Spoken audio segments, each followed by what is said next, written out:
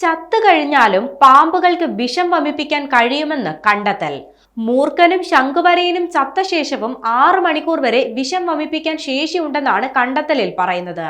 അസമിലെ ജന്തുശാസ്ത്രജ്ഞരുടെയും ആരോഗ്യ വിദഗ്ധരുടെയും ഒരു സംഘം നടത്തിയ പഠനത്തിലാണ് ഈ കണ്ടെത്തൽ.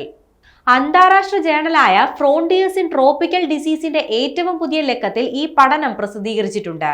സുവോളജിസ്റ്റായ Sushmita Thakur, biotechnologist Robin ദോലെ, anaesthesiologist Sujith ഗിരി, പീഡിയാട്രീഷ്യന്മാരായ ഗൗരവ് ചൗധരി, ഹെമിൻ നാഥ് എന്നിവരടങ്ങിയ ഗവേഷണ സംഘമാണ് ഈ കണ്ടെത്തൽ നടത്തിയത്.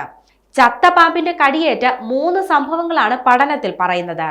അതിൽ 2 കേസുകൾ ചത്ത മൂർഖൻ പാമ്പിന്റെയും 1 ശംഖുവരയന്റെയും കടിയേറ്റതായിരുന്നു.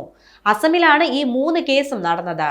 20 ഡോസ് ആന്റിവെനം നൽകിയാണ് കടിയേറ്റവരെ ജീവിതത്തിലേക്ക് തിരികെ കൊണ്ടുവരാനായത്.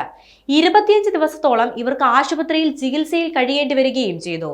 Rattle snakes, copper heads, spitting cobra, Australian red belly black snakes എന്നിവയ്ക്ക് ചത്ത ശേഷവും കടിക്കാനും മനുഷ്യനെയും മൃഗങ്ങളെയും കൊല്ലാനുമുള്ള ശേഷിയുമുണ്ടെന്ന് പറയപ്പെടുന്നുണ്ട്.